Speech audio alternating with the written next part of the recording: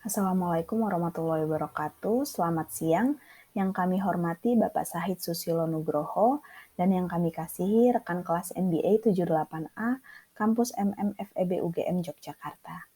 Pada kesempatan kali ini, kami dari kelompok 4 mata kuliah Marketing Management yang beranggotakan Retno Rabadani, Rizky Hilmi Fauzi, saya Silviana Nasiti Putri, Taufik Hidayat, Trina Simbong, dan Veronica Esparamita. Kami akan mempresentasikan marketing battle review dengan topik Nike React versus Adidas Boost. Berikut merupakan outline yang akan kami sajikan. Yang pertama ada brief company profile, lalu selanjutnya ada situation analysis by 5 competitive forces model, selanjutnya ada customer behavior profile, selanjutnya ada marketing strategy adopted, selanjutnya ada marketing attack maneuvers, selanjutnya ada report of depth interview, dan yang terakhir ada marketing insight. Yang pertama merupakan company profile Nike. Nike merupakan salah satu perusahaan yang memproduksi sepatu, pakaian, alat-alat olahraga terbesar di dunia. Nike didirikan pada tahun 1964 yang dikenal dengan sebutan Blue Ribbon Sport. Nike semakin dikenal karena telah mensponsori atlet profesional dunia seperti Ronaldo, Tiger Woods, Michael Jordan, dan lain-lain. Selain itu, Nike juga memiliki kerjasama dengan berbagai tim sepak bola di dunia seperti Barca, Inter Milan, Chelsea, dan tim sepak bola lainnya. Produk yang dikeluarkan Nike sangat beragam, mulai dari footwear hingga national team and club gear. Pada tahun 2019, market capitalization Nike senilai 140 miliar US dollar dan disertai pertumbuhan pendapatan sejak tahun 2015 sebesar 17,6%. Lalu selanjutnya ada company profile dari Adidas. Adidas berdiri pada bulan Agustus pada tahun 1946. Foundernya ialah Adolf Dassler yang berdiri pada sebuah kota kecil Bavaria, Jerman. Diawali dengan menyediakan atlet-atlet dengan peralatan terbaiknya Adidas. Dengan misinya yang saat ini adalah to be the best sports brand in the world. Jenis produknya pun berbagai macam, mulai dari sepatu, kaos, jaket, tas, aksesori, hingga parfum. Adidas telah memfokuskan dirinya di 3 bagian. Yang pertama ada Adidas Performance untuk atlet dan penggemar olahraga, Adidas Originals untuk gaya hidup dan penampilan, dan Adidas Style Essentials untuk generasi muda.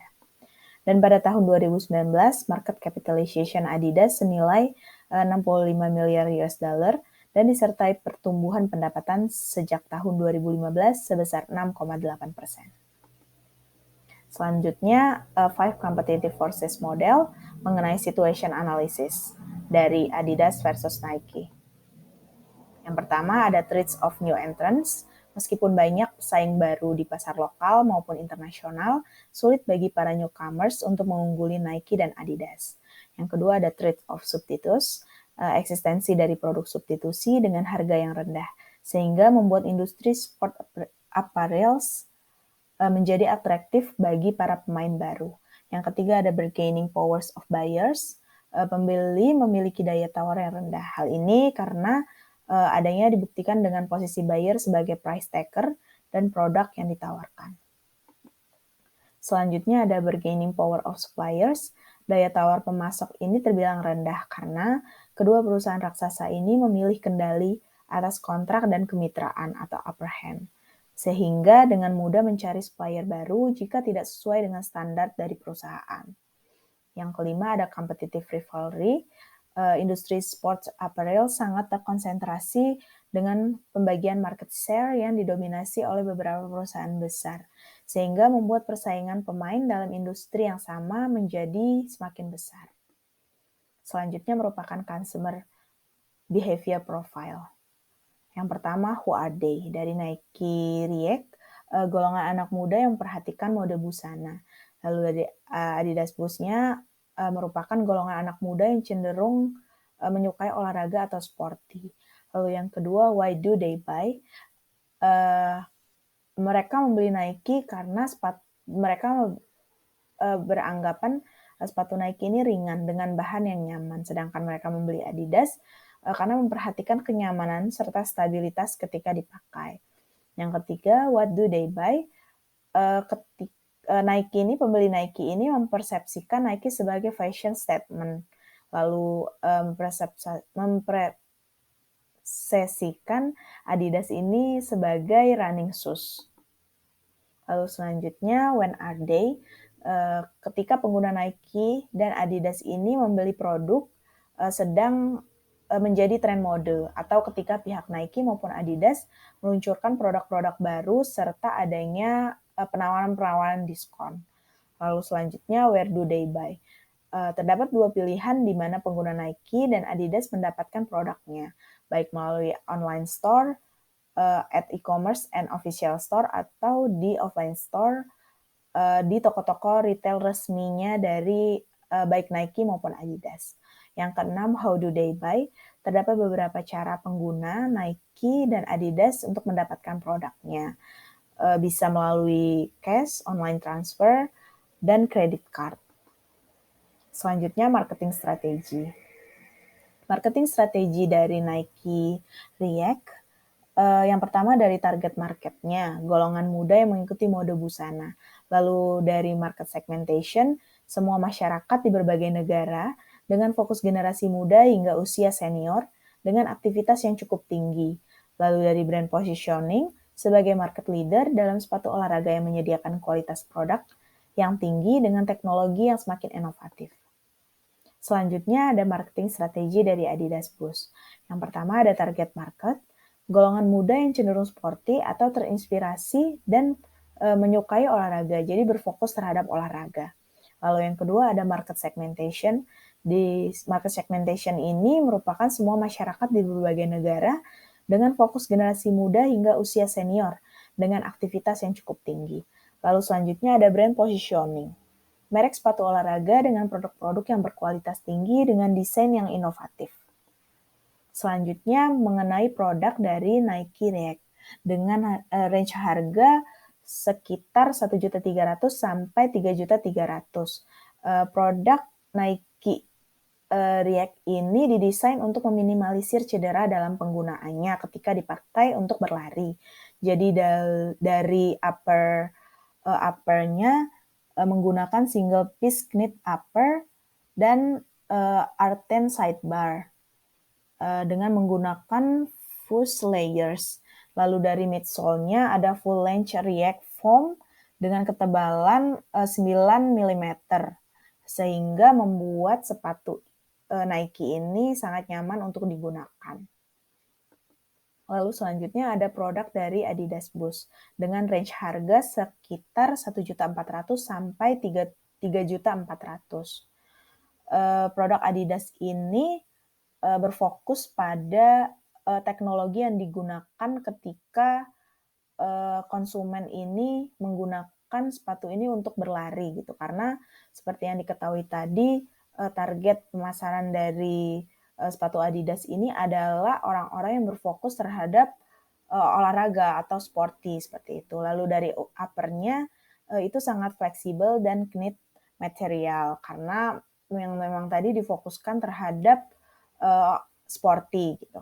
Lalu dari midsole-nya boost energy return that use a material usually found a car dashboard. Jadi sangat nyaman dan empuk untuk digunakan berlari seperti itu. Dan untuk outsole-nya ini merupakan tipe sole yang diadaptasi dari kaki. Jadi ukuran sole-nya ini sudah diadopsi untuk kaki yang fleksibel untuk bergerak gitu. Karena memang dirancang untuk penikmat olahraga seperti itu. Lalu selanjutnya ada integrated marketing channel. Baik Adidas maupun Nike memiliki official online maupun offline stores. Namun di Indonesia partner seperti Sport Station, Planet Sports, dan lain-lain.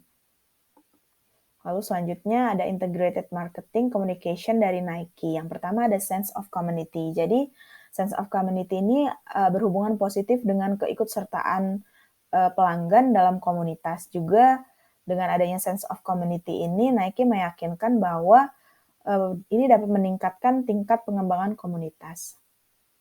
Lalu yang kedua ada active campaign in social media.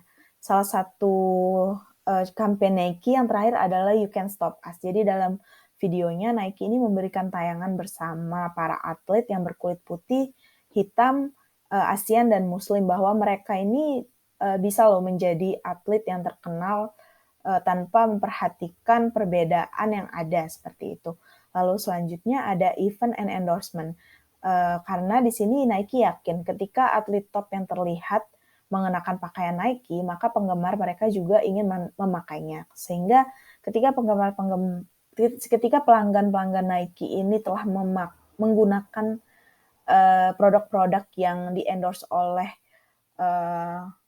para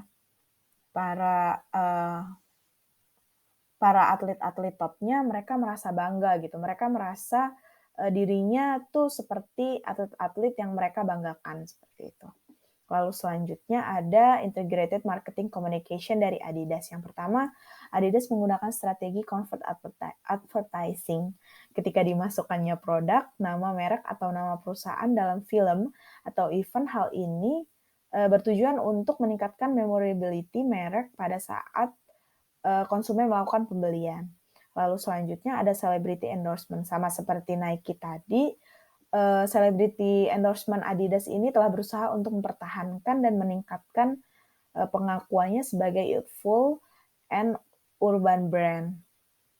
Lalu yang ketiga ada sponsorship to market its brand. Jadi Adidas dalam melaksanakan marketing communication ini selalu mensponsori atlet, selebriti, dan organisasi olahraga terkemuka seperti FIFA. Lalu selanjutnya, what can we learn? Yang pertama, dari persaingan merek antara Nike dan Adidas ini sangat terasa ya, karena kedua merek ini merupakan satu lini di bidang sport, dan mereka ini sama-sama dapat menguasai market share di dunia gitu. Lalu selanjutnya, segmentasi pasar, harga, target produk, dan kedua merek juga hampir serupa. Lalu yang terakhir adalah integrated marketing channel dan communication juga yang akan menjadi keberhasilan dari kedua brand ini. Lalu selanjutnya ada marketing attack maneuvers. Yang pertama dari Adidas, pada tahun 2015 Adidas ini menginisiasi campaign Ultra Boost Parley, di mana setiap produk Ultra Boost Parley ini yang diproduksi setidaknya terbuat dari 11 limbah botol plastik yang mencemari laut. Sehingga ini merupakan brand development dari Adidas. Seperti itu. Dengan campaign-campaign ini, Adidas juga merasa yakin dapat meningkatkan image dari brand Adidas sendiri. Lalu selanjutnya dari Nike, seolah tidak ingin tertinggal dari kompetitor dekatnya, yaitu Adidas. Pada tahun 2016, Nike ini mempublikasikan campaign mendaur ulang limbah botol plastik untuk kemudian didaur ulang dan menjadikannya raw material pembuatan Flyknit atau bagian upper dari sepatu Nike. Material ini pun pada akhirnya akan diaplikasikan pada produk high-end, yaitu dari Nike React yang kita bahas pada saat ini. Lalu selanjutnya in-depth interview report. Jadi kami telah melakukan interview kepada customer Adidas Ultra Boost. Yang pertama dari Faisal yang berumur 19 tahun. Beliau menyatakan bahwa apabila dilihat dari desainnya, saya merasa desain Ultra Boost ini sangat menarik. Apalagi penggunaan knit pada bagian upper sepatu selain terlihat keren juga nyaman untuk digunakan. Lalu ada pendapat dari Naufal yang berumur 25 tahun yang menyatakan bahwa sol sepatu dari Ultra Boost ini sangat nyaman untuk dipakai untuk berlari, khususnya di bagian tumit. Ultra Boost ini tidak menyebabkan tumit sakit saat dipakai berlari pada durasi yang lama. Lalu ada review dari Hendra berumur 35 tahun. Beliau menyatakan bahwa di usia 35 tahun ini, memilih sepatu yang nyaman dipakai seharian menjadi preferensi utama. Karena terkadang beliau sering merasa sakit di bagian tumit ketika terlalu lama berdiri. Sehingga saya memilih Ultra Boost untuk dipakai untuk kegiatan sehari-hari. Lalu selanjutnya ada review dari retailers Adidas Ultra Boost dari Yayan yang merupakan owner dari Hello Bank Sneakers. Jadi beliau menyatakan bahwa Adidas Ultra Boost ini merupakan barang yang mudah terjual di pasaran. Biasanya customer yang mencari sepatu Adidas Ultra Boost ini beraktivitas outdoor, seperti jogging ataupun hanya untuk casual life. Review konsumen adalah boost dari Adidas ini sangat nyaman jika digunakan dan menurut konsumennya ini belum mampu disaingi oleh siapapun, termasuk teknologi Air dari Nike. Selanjutnya ada review customers Nike React. Yang pertama ada Bagus yang berumur 25 tahun. Beliau menyatakan bahwa yang saya tahu Nike React Infinity Run ini dirancang untuk menghindari cedera. Jadi sepatu ini memiliki midsole yang lebih lebar sehingga saya dapat merasakan stabilitas dan kenyamanan dalam berlari karena adanya bantalan foam dari React-nya. Lalu selanjutnya ada Hilmi yang berumur 24 tahun. Hilmi menyatakan bahwa meskipun saya bukan seorang yang sering berolahraga, namun kenyamanan dari sol sepatu Nike React ini sudah 1 tahun saya gunakan dan sangat nyaman untuk digunakan pada aktivitas sehari-hari. Lalu ada juga pendapat dari customer Gita yang berumur 27 tahun. Beliau menyatakan bahwa pada beberapa kesempatan yang sering mengikuti kompetisi maraton, dari sekian running shoes yang pernah saya coba, Nike React merupakan sepatu yang paling nyaman untuk digunakan untuk maraton. Lalu selanjutnya ada review dari retailers Nike React. Yang pertama dari Richard yang berumur 30 tahun, yang merupakan owner dari sepatu doyok yang menjual produk-produk Nike. Salah satunya merupakan Nike React ini. Beliau menyatakan bahwa Nike React ini tidak hanya solnya yang empuk, tetapi desainnya juga bagus, sehingga banyak konsumen yang suka pada colorway yang unik dan menarik. Menurut beliau, itu merupakan daya tarik dari Nike React yang kalau dipakai juga konsumen ini merasa bangga. Gitu. Lalu selanjutnya ada marketing insight. Dari Nike sebagai market leader dapat mempertahankan advantage-nya dengan terus melakukan inovasi baik dalam produk dan juga dalam trik marketingnya. Akan tetapi, Nike juga harus mempertahankan ancaman daripada pesaing khususnya di pasar Indonesia, di mana saat ini tren pasar sneakers mulai bergeser kepada sepatu casual. Lalu dari Adidas juga sebagai market challengers dapat membuat dobrakan baru melalui inovasi yang dapat merubah tren pasar. Adidas juga dapat menggunakan strategi collaboration dengan pihak tertentu untuk meningkatkan penjualan serta meningkatkan awareness bagi calon konsumen. Sekian marketing battle review dari kami kelompok 4. Apabila ada pertanyaan atau masukan saran dipersilakan. Terima kasih. Saya tutup. Wassalamualaikum warahmatullahi wabarakatuh.